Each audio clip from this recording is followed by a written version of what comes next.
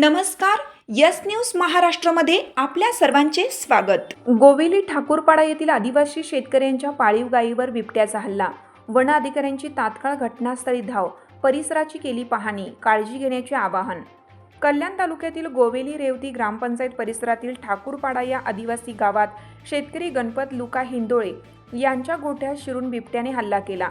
यामध्ये गायीच्या तोंडावर जबर जखम झाली असून ही घटना पत्रकार तथा मुख्यमंत्री समृद्ध पंचायत राज अभियान मूल्यमापन समिती सदस्य संजय कांबळे यांनी कल्याण RFO निलेश आखाडे यांना कळवताच ते तात्काळ आपल्या टीमसह ठाकूरपाडा येथे पोहोचून परिसराची पाहणी करून शेतकऱ्याला धीर देत काळजी घेण्याचं आवाहन केलं.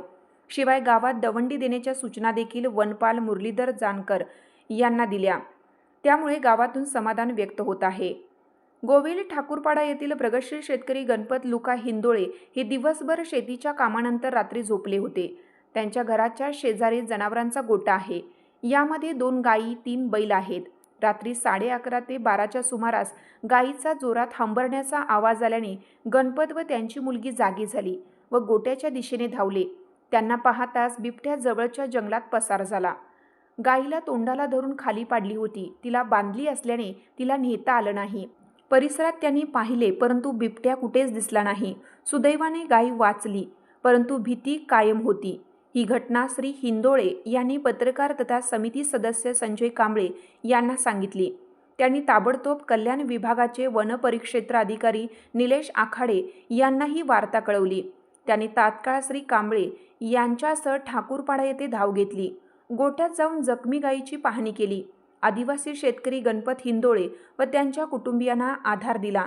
रात्री अपरात्री शौचास बाहेर जाऊ नये, लहान मुलांना बाहेर पाठवू नये, फटाके वाजवा, लाईट चालू ठेवा, बॅटरीशिवाय फिरू नये, गोठा बंदिस्त करावा अशा विविध सूचना दिल्या.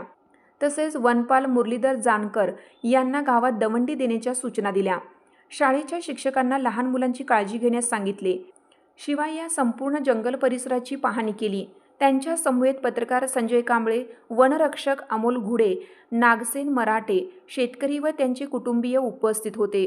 वन विभागाने तात्काळ पाहणी केल्याने व आदिवासी शेतकऱ्यांना धीर दिल्याने ठाकूरपाडा गावातून समाधान व्यक्त केलं जात आहे.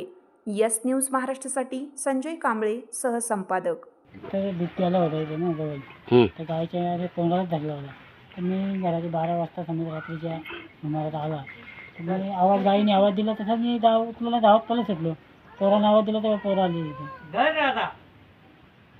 ते रात्री 12च्या सुमारास शेतकरी गणपती काही यांची पाळीव गाय गोठ्यात बांधलेली होती.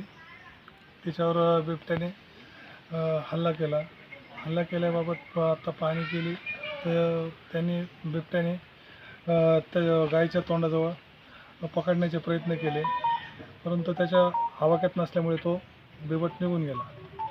मी येथील पाड्यातील सर्व ग्रामस्थांना व यांना आवाहन करतो की आपण कोणीही घाबरून जाऊ नका. बिबट हा त्याची वाट चुकला असेल तो त्याच्या आदिवासात निघून जाईल. जर आपण त्याला काही डवचण्याचा प्रयत्नसुद्धाही करू नका. तो त्याचा सावध न मिळाल्यास तो निघून जाईल.